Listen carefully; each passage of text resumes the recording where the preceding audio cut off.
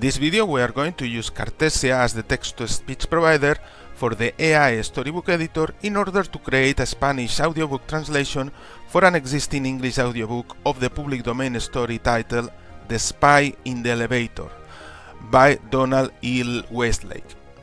The video will have two parts. First, we will do the translation of the existing audiobook using a LLM provider. We will keep the information of the original audiobook about the character assignation to the right dialogues, so we don't need to do it again. Second, we will assign the new Spanish voices to the characters of the story and we will create the audiobook in Spanish.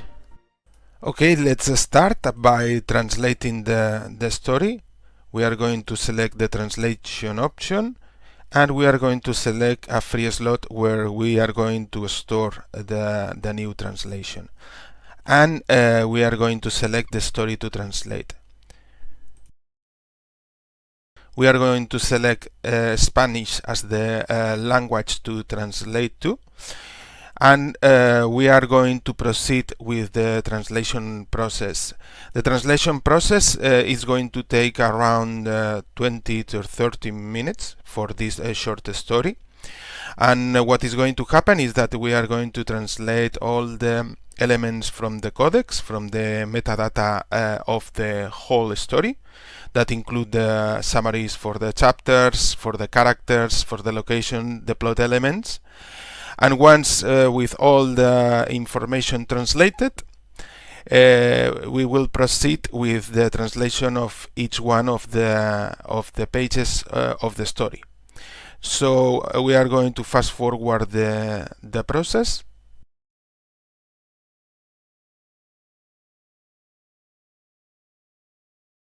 We have completed the translation process. Let's review the results. First, if we access to the metadata information about the book, the codex about the book, we can see that all the elements have been properly translated. All the summaries for each chapter are properly translated, alongside also the character descriptions for each one of the characters, and the locations and the plot elements.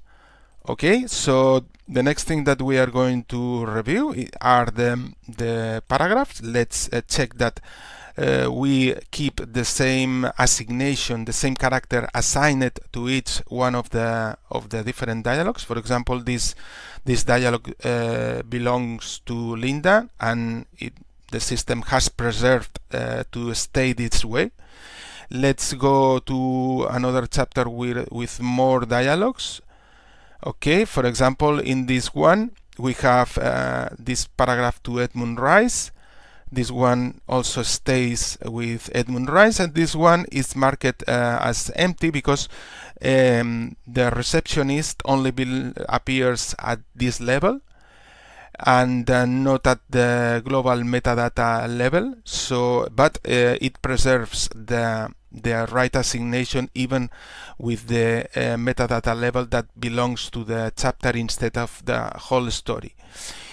And so we will be able to assign a new voice to the receptionist in order to assign these paragraphs, because the character is properly assigned in here. Okay, so the only thing left to do is just to assign new voices, new Spanish voices to our story. So let's go to the metadata level of the story. Let's start with the narrator. So we are going to create a new folder that where we are going to store the new voices. Okay, and for the narrator we are going to select this voice. El amor, ¿cómo describirlo? Okay, so this would be the narrator. Okay, so we are cloning the voice in our system and also in Cartesia system in order for us to use Cartesia provider to generate the speech. We select the sound, we confirm the new assignation, and now all the references to the voice of the narrator across the entirety of the book have been updated with the new voice. Let's assign a voice, an Spanish voice to Edmund Rice. Okay, so we are going to choose this voice. Desde el principio. Again, we are cloning the voice both in our system and in Cartesia in order to be able to use Cartesia to generate the speech. We select the voice, and it is also being replaced across all the instances where the previous voice of Edmund was being used. Let's go with Linda. El amor, ¿cómo We confirm the new voice for Linda, and Linda only there is only one dialogue for Linda. And the other main character that we need to assign a new voice is the spy. En las profundidades. Okay, let's confirm the new voice for the spy, and again all the references have been replaced across the entirety of the book. Let's assign the voice for the receptionist. El amor, ¿cómo describir? Okay, let's confirm the assignation of the voice. And now if we are going back to the pages of the chapter 2 to check the paragraphs that belong to the receptionist, we can see now that the new voice have been assigned. Okay, so this paragraph belongs to the receptionist, and this other one also belongs. So all the paragraphs that belong to the receptionist have the new voice track that will be used to generate the speech. So now we can start by just generating the speech for the first page, just to ensure that everything is properly set up. So let's go.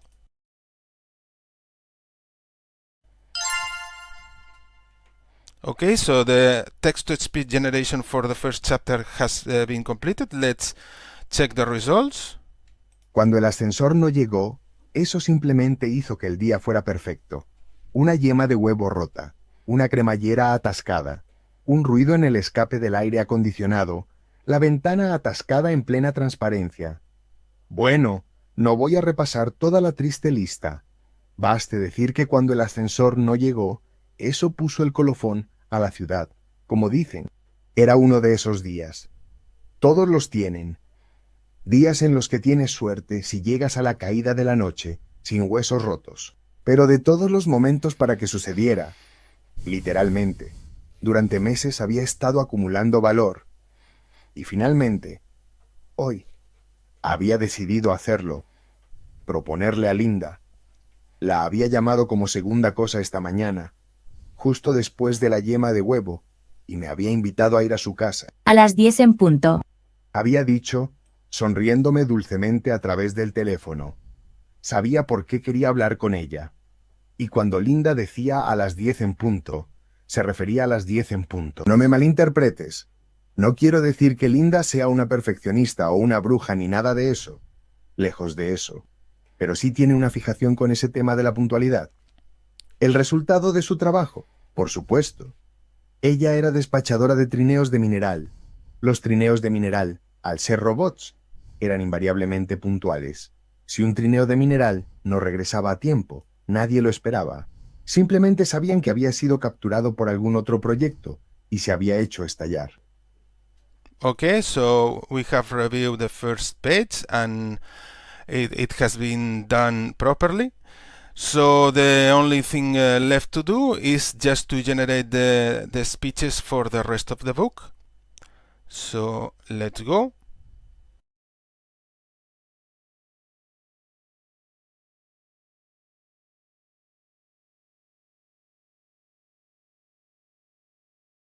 The text-to-speech generation of the whole book has been completed, and the only thing left to do is just to play the whole audiobook and record the results.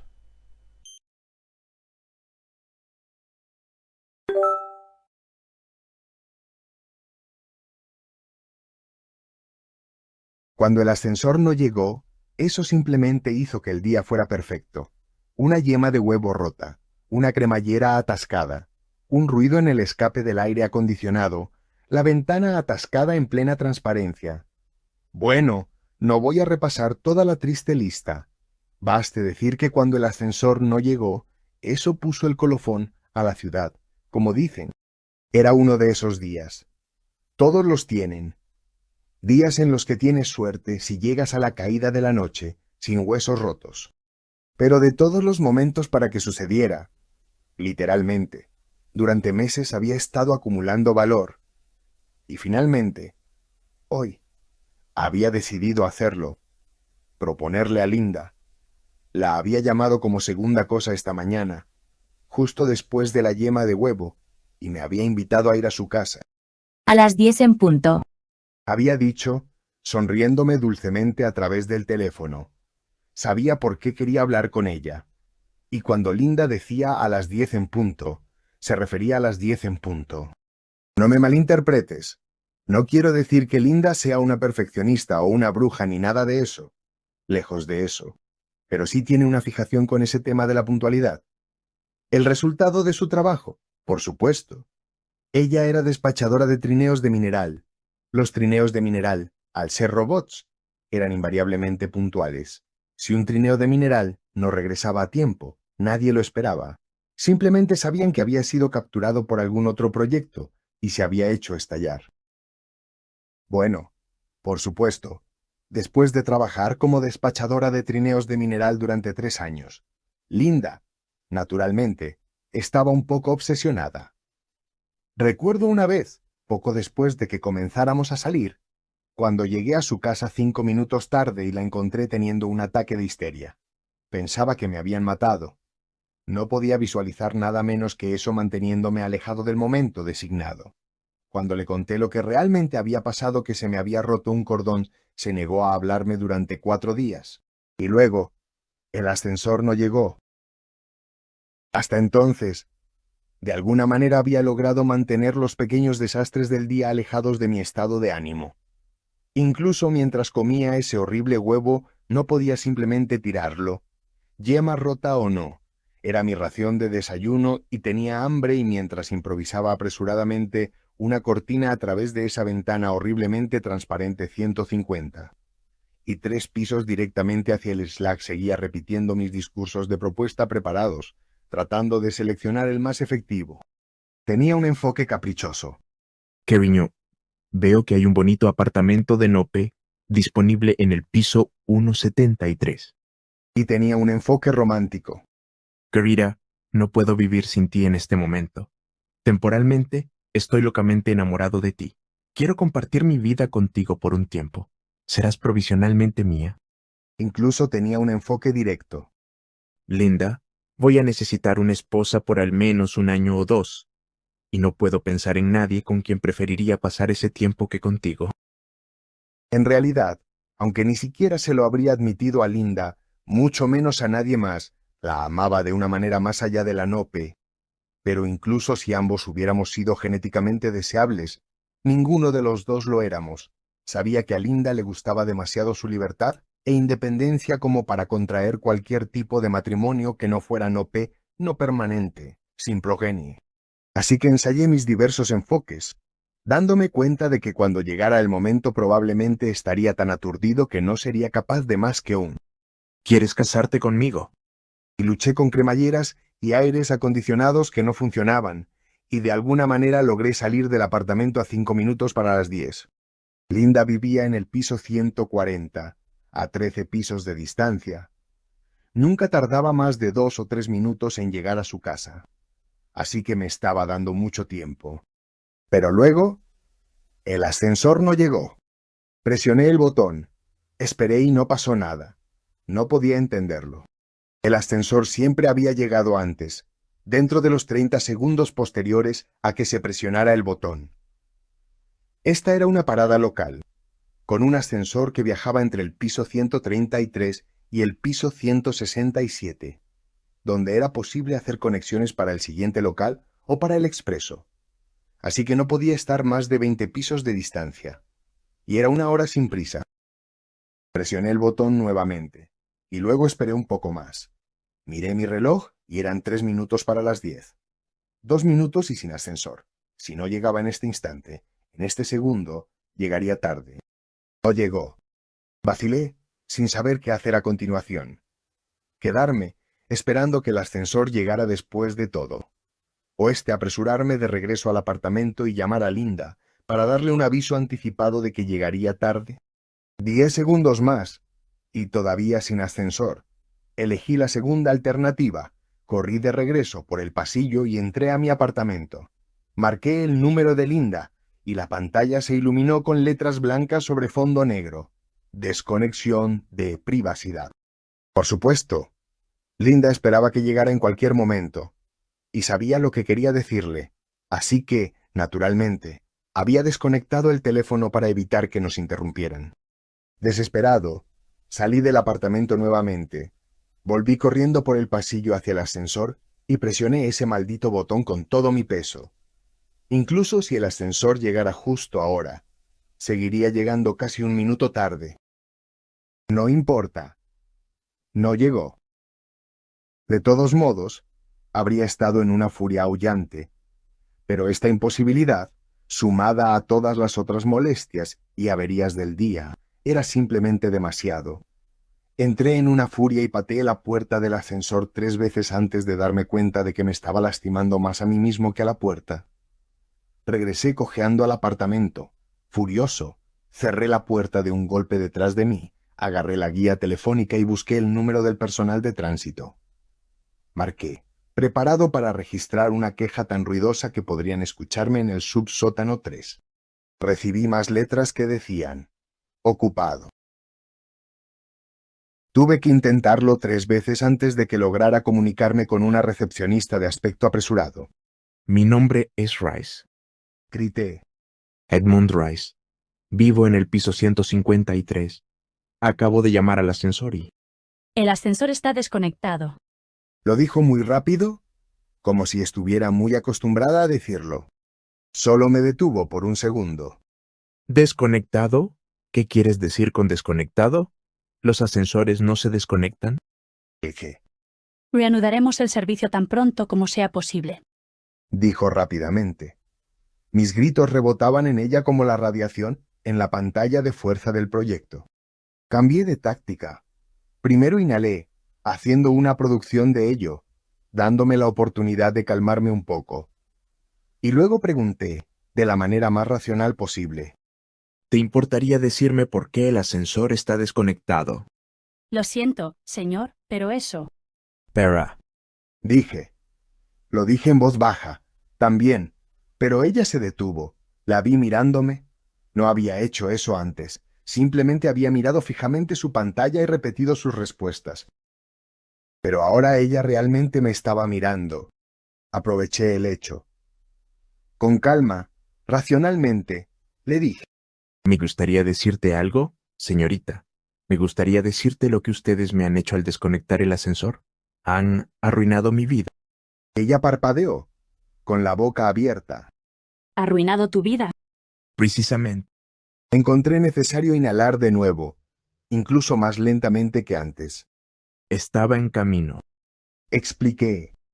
a proponer el matrimonio a una chica a quien amo profundamente. En todos los sentidos menos uno, ella es la mujer perfecta. ¿Me entiendes? Ella asintió, con los ojos muy abiertos. Había tropezado con una romántica, aunque estaba demasiado preocupado para notarlo en ese momento. En todos los sentidos menos uno. Continué. Ella tiene una pequeña imperfección, una fijación con la puntualidad, y se suponía que debía encontrarme con ella a las 10 en punto. Sacudí mi puño hacia la pantalla. ¿Te das cuenta de lo que has hecho al desconectar el ascensor? No solo no se casará conmigo, ni siquiera hablará conmigo, no ahora. No después de esto. Señor, Dijo temblorosamente. por favor, no grite. No estoy gritando. Señor, lo siento muchísimo. Entiendo su... ¿Entiendes? Temblé de furia silenciosa. Ella miró a su alrededor y luego se inclinó más cerca de la pantalla. revelando un escote al que en ese momento estaba demasiado angustiado para prestarle atención. No se supone que debamos dar esta información, señor. Dijo, con la voz baja. Pero voy a decírselo, para que entienda por qué tuvimos que hacerlo. Creo que es absolutamente horrible que esto haya arruinado las cosas para usted de esta manera. Pero la realidad es... Se inclinó aún más cerca de la pantalla. Hay un espía en el ascensor. Fue mi turno de quedarme atónito. Simplemente la miré boquiabierto. ¿Un qué? Un espía. Fue descubierto en el piso 147 y logró entrar en el ascensor antes de que el ejército pudiera atraparlo. Lo atascó entre los pisos, pero el ejército está haciendo todo lo posible para sacarlo. Bueno, pero ¿por qué debería haber algún problema para sacarlo? Él conectó los controles manuales. No podemos controlar el ascensor desde afuera en absoluto, y cuando alguien intenta entrar en el hueco, él dirige el ascensor hacia ellos. Eso sonaba imposible. Él dirige el ascensor. Él lo hace subir y bajar por el hueco, Explicó. tratando de aplastar a cualquiera que lo persiga. Oh, Dije. entonces podría llevar un tiempo. Se inclinó tan cerca esta vez que incluso yo, distraído como estaba, apenas pude evitar notar su escote. Susurró. Tienen miedo de que tengan que dejarlo morir de hambre. ¡Oh, no! Ella asintió solemnemente. Lo siento mucho, señor. Dijo. Luego miró a su derecha, se enderezó de repente y dijo. Reanudaremos el servicio tan pronto como sea posible. Clic. Pantalla en blanco. Por un minuto o dos, todo lo que pude hacer fue sentarme y absorber lo que me habían dicho. Un espía en el ascensor. Un espía que había logrado llegar hasta el piso 147 antes de ser desenmascarado. ¿Qué demonios le pasaba al ejército? Si las cosas se estaban volviendo tan laxas, el proyecto estaba condenado, con pantalla de fuerza o sin ella. ¿Quién sabía cuántos más espías había en el proyecto, aún sin ser sospechosos? Hasta ese momento, el estado de sitio en el que vivíamos todos no había tenido ninguna realidad para mí. El proyecto, después de todo, era autosuficiente y completamente cerrado. Nadie salía, nadie entraba. Bajo nuestro techo, éramos una nación, 200 pisos de altura. La amenaza siempre presente de otros proyectos nunca había sido más real para mí, o para la mayoría de las otras personas. Sospecho que los ocasionales trineos de mineral que no regresaban, los espías ocasionales abatidos mientras intentaban infiltrarse en el edificio, los espías ocasionales de los nuestros saliendo del proyecto en pequeños coches a prueba de radiación, esperando llegar sanos y salvos a otro proyecto y traer noticias de cualquier amenaza y peligro inmediato que ese proyecto pudiera estar planeando para nosotros. La mayoría de los espías no regresaban, la mayoría de los trineos de mineral sí. Y dentro del proyecto, la vida era plena, el conocimiento de los peligros externos meramente acechando en el fondo de nuestras mentes.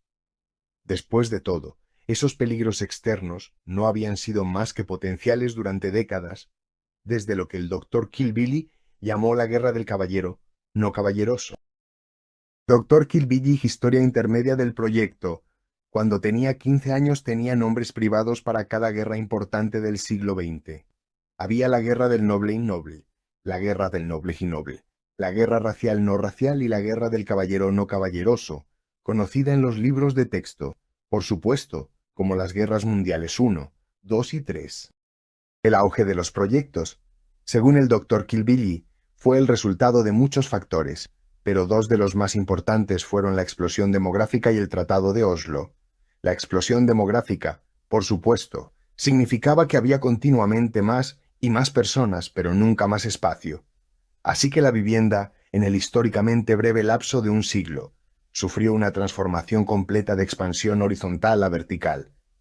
Antes de 1900, la gran mayoría de los seres humanos vivían en pequeñas cabañas de entre 1 y 5 pisos. Para el año 2000, todos vivían en proyectos. Desde el principio, se hicieron pequeños intentos para convertir estos proyectos en más que simples lugares de vivienda. A mediados de siglo, los proyectos, también llamados apartamentos y cooperativas, ya incluían restaurantes, centros comerciales, servicios de cuidado de niños. tintorerías y una serie de otros servicios. A finales del siglo, los proyectos eran completamente autosuficientes, con alimentos cultivados hidropónicamente en los subsótanos, pisos separados destinados a escuelas, iglesias y fábricas, trineos de mineral robóticos capaces de buscar materias primas no disponibles dentro de los proyectos mismos y así sucesivamente, y todo debido, entre otras cosas, a la explosión demográfica. Y el Tratado de Oslo. Parece que hubo una lucha por el poder entre dos conjuntos de naciones existentes en ese momento. Eran algo así como proyectos, solo que horizontales en lugar de verticales, y ambos conjuntos estaban equipados con armas nucleares. El Tratado de Oslo comenzaba afirmando que la guerra atómica era impensable, y añadía que, por si acaso alguien llegaba a pensarlo, solo se podrían usar armas nucleares tácticas, no armas nucleares estratégicas. Un arma táctica es algo que usas contra los soldados, y un arma estratégica es algo que usas contra la gente en casa. Curiosamente, cuando alguien pensó en la guerra, ambos lados se adhirieron al Tratado de Oslo, lo que significó que ningún proyecto fue bombardeado. Por supuesto, compensaron esto lo mejor que pudieron utilizando armas nucleares tácticas por todas partes. Después de la guerra, casi todo el mundo estaba bastante peligrosamente radiactivo, excepto por los proyectos, o al menos aquellos de ellos que habían instalado a tiempo las pantallas de fuerza que habían sido inventadas en la víspera de la batalla, y que desviaban las partículas radiactivas. Sin embargo, con todos los otros tratados que se rompieron durante la guerra del caballero no caballeroso, para cuando terminó, nadie estaba muy seguro de quién estaba del lado de quién. Ese proyecto allá en el horizonte podría ser un aliado, y, por otro lado, podría no serlo. Dado que ellos tampoco estaban seguros, era arriesgado exponerse para preguntar. Y así la vida continuó, con poco que nos recordara los peligros que acechaban afuera. La política básica de vigilancia eterna y preparación inmediata fue dejada en manos del ejército. El resto de nosotros simplemente vivía nuestras vidas y dejaba las cosas así. Pero ahora había un espía en el ascensor. Cuando pensé en cuán profundamente había penetrado nuestras defensas, y en cuántos otros podrían estar penetrando, aún me estremecí. Las paredes eran nuestra protección solo mientras todos los enemigos potenciales estuvieran al otro lado de ellas. Estuve sentado, temblando, digiriendo esta noticia, hasta que de repente recordé a Linda. Salté de pie, leyendo en mi reloj que ahora eran las 10:15. Corrí una vez más desde el apartamento y por el pasillo hacia el ascensor, rezando para que el espía hubiera sido capturado para entonces y que Linda estuviera de acuerdo conmigo en que un espía en el ascensor era una buena y suficiente razón para que llegara tarde. Él todavía estaba allí. Al menos, el ascensor seguía fuera de servicio. Me apoyé contra la pared, pensando en pensamientos sombríos. Luego noté la puerta a la derecha del ascensor. A través de esa puerta estaba la escalera. No le había prestado atención antes. Nadie usa las escaleras, excepto los jóvenes aventureros que juegan a policías y ladrones, corriendo de un rellano a otro. Yo mismo no había puesto un pie en un tramo de escaleras desde que tenía 12 años. La idea de las escaleras era ridícula. Teníamos ascensores, ¿no? Normalmente, quiero decir, cuando no contenían espías. Entonces, ¿cuál era el uso de las escaleras? Bueno, según el Dr. Kilby, una biblioteca ambulante de información innecesaria. El proyecto se había construido cuando aún existían cosas como los gobiernos municipales, algo relacionado con las ciudades, que eran más o menos proyectos agrupados.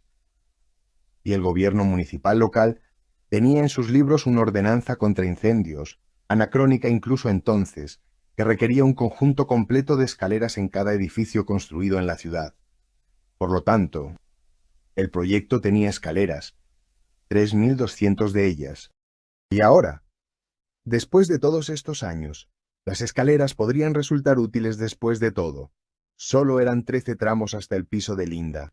A 16 escalones por tramo, eso significaba 208 escalones. Podría descender 208 escalones por mi verdadero amor. Podía, si la puerta se abría.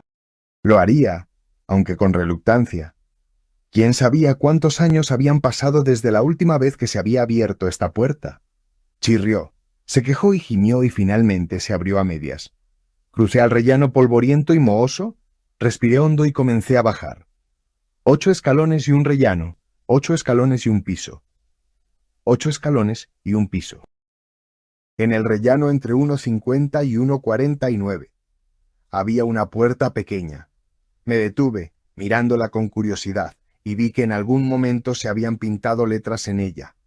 Las letras se habían despegado hace mucho tiempo, pero dejaron un residuo de polvo más claro que el que cubría el resto de la puerta. Así que las palabras aún podían leerse, aunque con dificultad. Las leí. Decían: entrada de emergencia, shaft de ascensor, personal autorizado solamente, tener cerrado. Fruncí el ceño, preguntándome de inmediato por qué esta puerta no estaba siendo firmemente custodiada por al menos un pelotón de hombres del ejército. Mediante mi mente pasaron media docena de posibles respuestas. Los mapas más recientes podrían simplemente haber omitido esta puerta desechada e innecesaria. Podría estar sellada por el otro lado. El ejército podría haber atrapado ya al espía. Alguien en la autoridad podría simplemente haber cometido un error.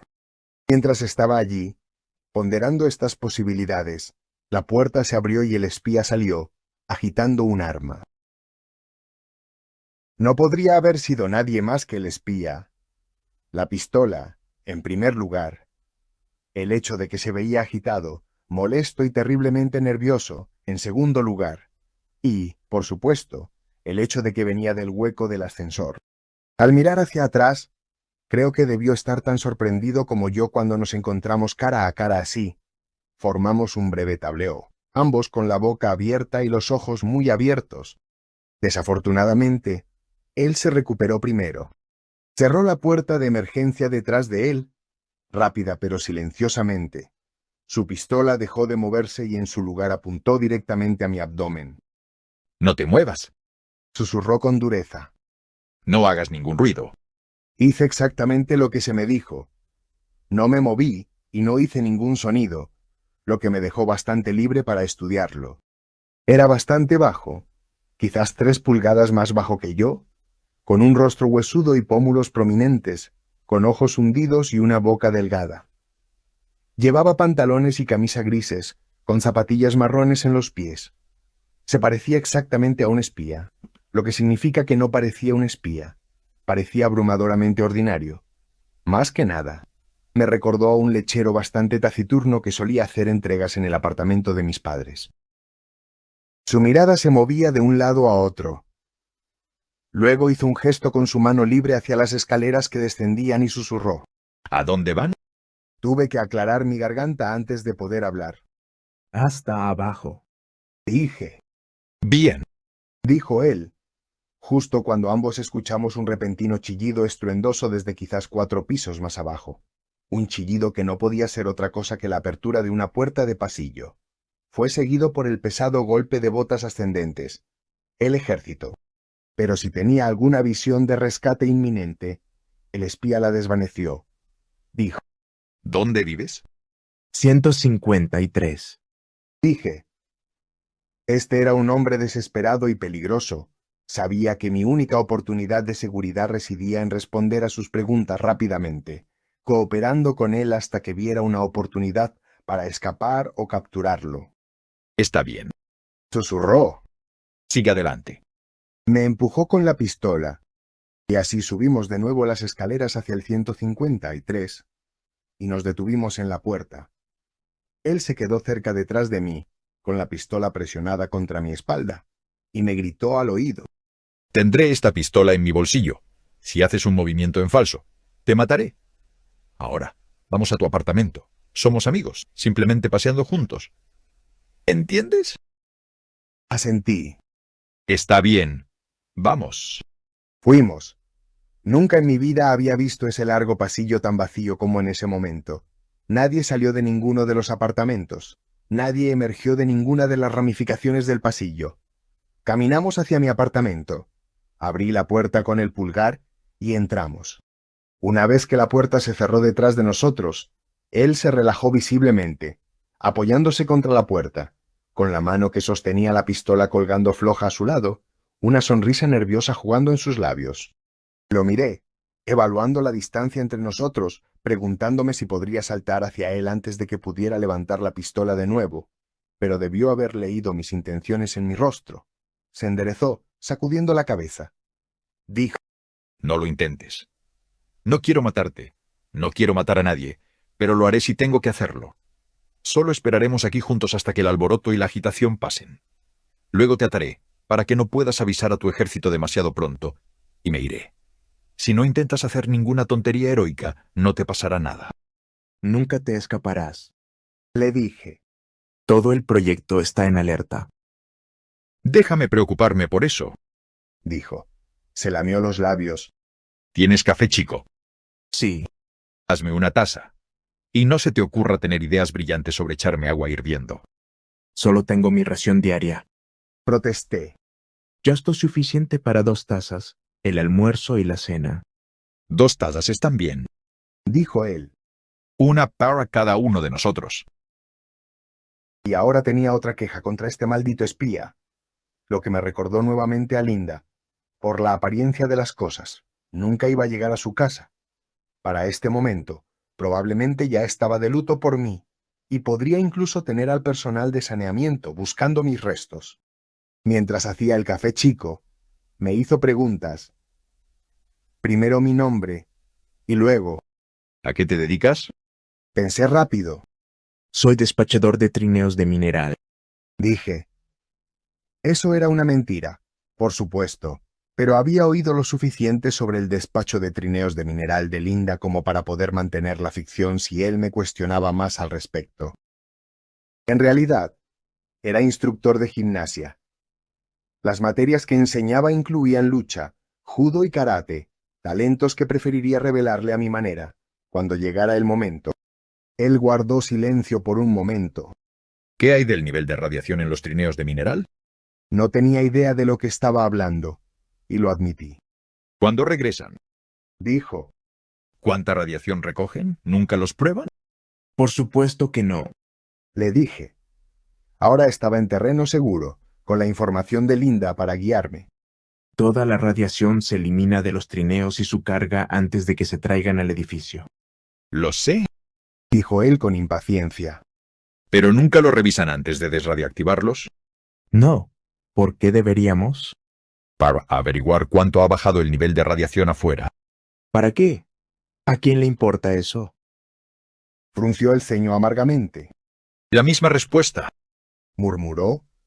Más para sí mismo que para mí. La misma respuesta cada vez. Ustedes se han arrastrado a sus cuevas y están listos para quedarse en ellas para siempre. Miré a mi alrededor en mi apartamento. Más bien, una cueva bien equipada. Le dije. Pero una cueva, no obstante. Se inclinó hacia mí, sus ojos brillando con una llama fanática. ¿Nunca desea salir al exterior? Increíble. Casi me echó agua hirviendo por encima. ¿Exterior?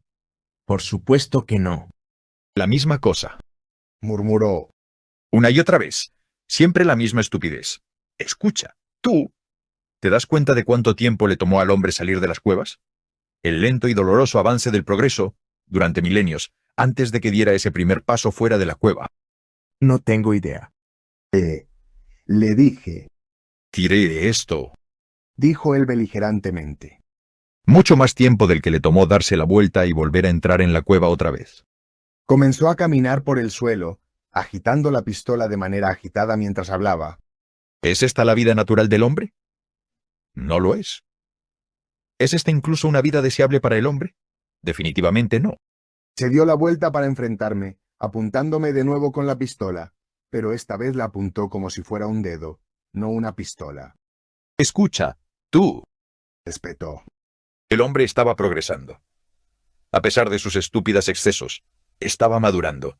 Sus sueños se volvían más grandes, grandiosos y mejores todo el tiempo.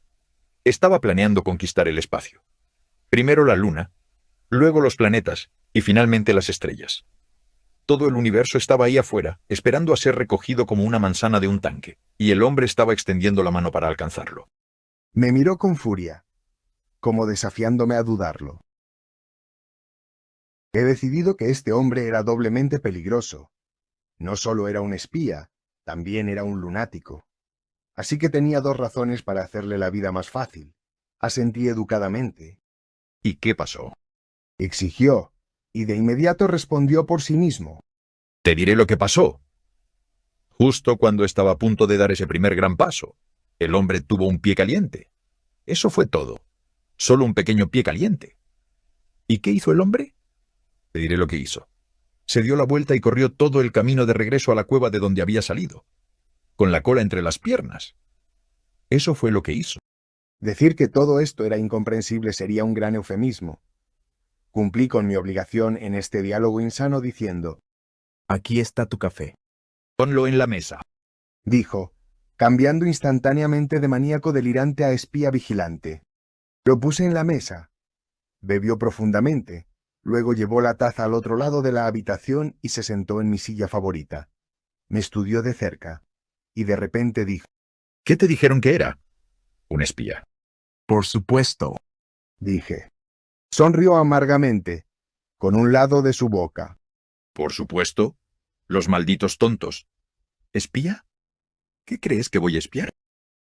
Él hizo la pregunta tan violentamente y con tanta urgencia que supe que tenía que responder rápido y bien, o el maníaco volvería. Yo no sabría exactamente. Balbuceé. Equipo militar, supongo. Equipo militar. ¿Qué equipo militar?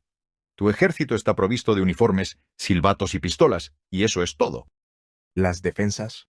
Empecé. ¿Las defensas? Me interrumpió. Son inexistentes. Si te refieres a los lanzacohetes en el techo, están oxidados por la edad. ¿Y qué otras defensas hay? Ninguna. Si tú lo dices. Respondí rígidamente. El ejército afirmaba que teníamos equipo de defensa adecuado. Elegí creer al ejército en lugar de a un espía enemigo. Tu gente también envía espías, ¿no? Exigió. Bueno, por supuesto. ¿Y en qué se supone que deben espiar? Bueno, Era una pregunta tan inútil que parecía tonto incluso responderla. se supone que deben buscar indicios de un ataque por parte de uno de los otros proyectos. ¿Y encuentran alguna indicación? ¿Alguna vez? Estoy seguro de que no lo sé. Le dije fríamente. Esa sería información clasificada. Claro que lo sería. Dijo, con malicia y alegría. Está bien, si eso es lo que están haciendo tus espías. Y si yo soy un espía, entonces se deduce que estoy haciendo lo mismo, ¿verdad? No te sigo. Admití. Si soy un espía, Dijo impacientemente. entonces se supone que debo buscar indicios de un ataque por parte de tu gente a mi proyecto. Me encogí de hombros. Si ese es tu trabajo, Dije. entonces ese es tu trabajo. Se sonrojó de repente y se puso de pie. Ese no es mi trabajo, idiota descarado. Gritó. No soy un espía. Si fuera un espía, entonces ese sería mi trabajo. El maníaco había regresado, con toda su fuerza. Está bien, Dije rápidamente. está bien, lo que digas. Me miró con desdén un momento más, luego gritó Va. y volvió a caer en la silla. Respiró con dificultad durante un tiempo, mirando al suelo, luego me miró de nuevo. Está bien, escucha. ¿Qué pasaría si te dijera que he encontrado indicios de que tu gente está planeando atacar mi proyecto? Lo miré fijamente. Eso es imposible. Grité. No estamos planeando atacar a nadie. Solo queremos que nos dejen en paz. ¿Cómo sé yo eso? Exigió. Es la verdad. ¿Para qué querríamos atacar a alguien? Ah, ya. Se inclinó hacia adelante, tenso, apuntando la pistola hacia mí como si fuera un dedo. Ahora bien, Dijo. si sabes que no tiene sentido que este proyecto ataque a ningún otro proyecto, ¿por qué en el mundo deberías pensar que podrían ver algún beneficio en atacarte? Sacudí la cabeza, aturdido. No puedo responder a una pregunta así. Dije. ¿Cómo sé lo que están pensando? Son seres humanos, ¿no? Gritó. Como tú, como yo. como todas las demás personas en este mausoleo? Ahora espera un minuto. No, Gritó. tú espera un minuto. Quiero decirte algo. Tú piensas que soy un espía. Ese ejército torpe tuyo piensa que soy un espía. Ese cabezón que me delató piensa que soy un espía. Pero no soy un espía. Y te voy a decir lo que soy. Esperé, luciendo lo más atento posible. Vengo Dijo. de un proyecto a unas 80 millas al norte de aquí. Vine aquí a pie, sin ningún tipo de escudo de radiación para protegerme. El maníaco había vuelto. No dije una palabra. No quería desencadenar la violencia que estaba tan evidentemente presente en este lunático. El nivel de radiación Continuó. está muy bajo. Prácticamente es tan bajo como lo era antes de la guerra atómica. No sé cuánto tiempo ha estado así, pero adivinaría que al menos unos 10 años. Se inclinó hacia adelante nuevamente, urgente y serio. El mundo ahora es seguro allá afuera. El hombre puede salir de la cueva de nuevo. Puede comenzar a construir los sueños nuevamente. Y esta vez puede construir mejor, porque tiene el horrible ejemplo del pasado reciente para guiarlo lejos de las trampas. Ya no hay necesidad de los proyectos. Y eso era como decir que ya no hay necesidad de estómagos, pero no lo dije. No dije nada en absoluto. Soy un ingeniero atómico capacitado. Continuó. En mi proyecto, trabajé en el reactor. Teóricamente, creía que había una posibilidad de que la radiación afuera estuviera disminuyendo ahora, aunque no teníamos idea de cuánta radiación se había liberado en la guerra atómica. Pero quería probar la teoría, y la comisión no me dejó. Afirmaron que era por la seguridad pública, pero yo sabía que no era así. Si el exterior era seguro y los proyectos ya no eran necesarios, entonces la comisión se quedaría sin trabajo, y ellos lo sabían. Bueno, seguí adelante con la prueba de todos modos, y me atraparon. Como castigo, fui expulsado del proyecto. Me echaron, diciéndome que si pensaba que era seguro afuera, podría vivir afuera. Y si realmente era seguro, podría volver y decirles. Excepto que también dejaron claro que me dispararían si intentaba volver, porque llevaría radiación mortal. Sonrió amargamente. Todo lo tenían a su manera. Dijo. Pero es seguro allá afuera, soy la prueba viviente de ello. Viví afuera durante 5 meses, y gradualmente me di cuenta de que tenía que decirles a otros. Tenía que difundir la noticia de que el hombre podría recuperar su mundo. No me atreví a intentar volver a mi propio proyecto. Me habrían reconocido y disparado antes de que pudiera decir una palabra. Así que vine aquí. Hizo una pausa para terminar la taza de chico que debería haber tenido con el almuerzo. Yo sabía que era mejor Continuó. que simplemente entrar al edificio y anunciar que venía de afuera.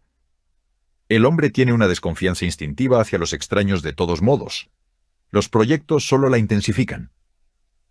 Una vez más, me habrían disparado. Así que he estado trabajando de una manera más astuta. Me colé en el proyecto no es algo difícil para un hombre sin metal en su persona. Sin escudo de radiación que lo proteja y durante los últimos 2 meses he estado merodeando por el edificio hablando con la gente. Empiezo una conversación. Intento plantar algunas semillas de duda sobre la mortalidad de lo de afuera. Y espero que al menos algunas de las personas con las que hablo comiencen a preguntarse. Como yo lo hice una vez. 2 meses. Este espía, según su propia admisión, había estado en el proyecto 2 meses antes de ser detectado. Nunca había oído hablar de algo así. Y esperaba no volver a oír de algo así. Las cosas funcionaron bastante bien. Dijo. Hasta hoy. Dije algo mal todavía, no estoy seguro de qué, y el hombre con el que hablaba gritó por el ejército. Gritó que yo era un espía. Golpeó el brazo de la silla. Pero no soy un espía. Y es la verdad, afuera es seguro. De repente miró con furia hacia la ventana. ¿Por qué tienes esa cortina ahí arriba? La ventana se rompió. Expliqué. Está atascada en transparente. ¿Transparente? Bien. Se levantó de la silla, cruzó la habitación y rasgó la cortina de la ventana. Me encogí lejos del deslumbramiento del sol, dándole la espalda a la ventana. Ven aquí. Gritó. Cuando no me moví, gruñó. Levántate y ven aquí. O juro que dispararé. Y lo habría hecho. Era evidente en su voz. Me puse de pie, dudoso, y caminé temblando hacia la ventana, entrecerrando los ojos contra el resplandor. Mira allá afuera. Ordenó. Mira. Miré. Terror. Horror. Mareos y náuseas. Lejos y más lejos. Nada y nada. Solo el resplandor. Y el alto azul. Y el horizonte lejano. Y la escoria gris rota extendiéndose muy abajo. ¿Lo ves? Exigió. Mira allá abajo. Estamos tan alto que es difícil ver, pero búscalo. ¿Lo ves? ¿Ves el verde? ¿Sabes lo que eso significa? ¿Hay cosas verdes creciendo nuevamente afuera? No mucho todavía. Apenas ha comenzado, pero ha comenzado. La radiación ha disminuido. Las plantas están creciendo de nuevo. El poder de la sugerencia. Y, por supuesto, la sensibilidad aumentada causada por la doble amenaza de un hombre a mi lado llevando un arma y esa vasta y dolorosa extensión de nada más allá de la ventana. Casi imaginé que veía leves manchas de verde. ¿Lo ves? Me preguntó. Espera. Dije. Me incliné más cerca de la ventana, aunque cada nervio en mí quería saltar en la dirección opuesta. Sí, Dije. sí, lo veo. Verde. Suspiró. Un largo y doloroso suspiro de agradecimiento. Entonces ahora lo sabes. Dijo. Y he estado diciendo la verdad. Es seguro afuera. Y mi mentira funcionó. Por primera vez, su guardia estaba completamente baja. Me moví como un torbellino. Salté y torcí su brazo en un fuerte candado, lo que hizo que gritara y soltara el arma. Eso fue lucha libre. Luego me di la vuelta, torcí y me incliné, haciendo que volara sobre mi cabeza y se estrellara contra el suelo. Eso fue judo. Después, presioné un dedo índice rígido contra un punto específico en el lado de su cuello, haciendo que la sangre en sus venas dejara de moverse para siempre. Eso fue karate. Bueno, para cuando los hombres del ejército terminaron de interrogarme, eran las 3 de la tarde y llegué 5 horas tarde. Los hombres del ejército corroboraron mi creencia de que el hombre había sido un espía, que aparentemente había perdido la razón cuando fue acorralado en el ascensor. Afuera todavía era peligroso, por supuesto, me aseguraron eso. Y había estado mintiendo acerca de haber estado aquí 2 meses. Había estado en el proyecto menos de 2 días. No solo eso, los hombres del ejército me dijeron que habían encontrado el coche a prueba de radiación que había conducido y en el que esperaba regresar a su propio proyecto, una vez que descubriera todas nuestras defensas. A pesar de que tenía la excusa más legítima para la tardanza bajo este techo. Linda se negó a perdonarme por no haber asistido a nuestra reunión de las 10. Cuando le pedí que se casara conmigo, se negó, de manera extensa y descriptiva. Pero me sorprendió y al mismo tiempo me alivió descubrir cuán rápidamente superé mi desamor. Esto fue facilitado por el hecho de que, una vez que la noticia de mi hazaña se difundió, había una cantidad considerable de chicas más que ansiosas por conocerme mejor, incluida la joven con un escote pronunciado del personal de tránsito. Después de todo, era un héroe. Incluso me dieron una medalla.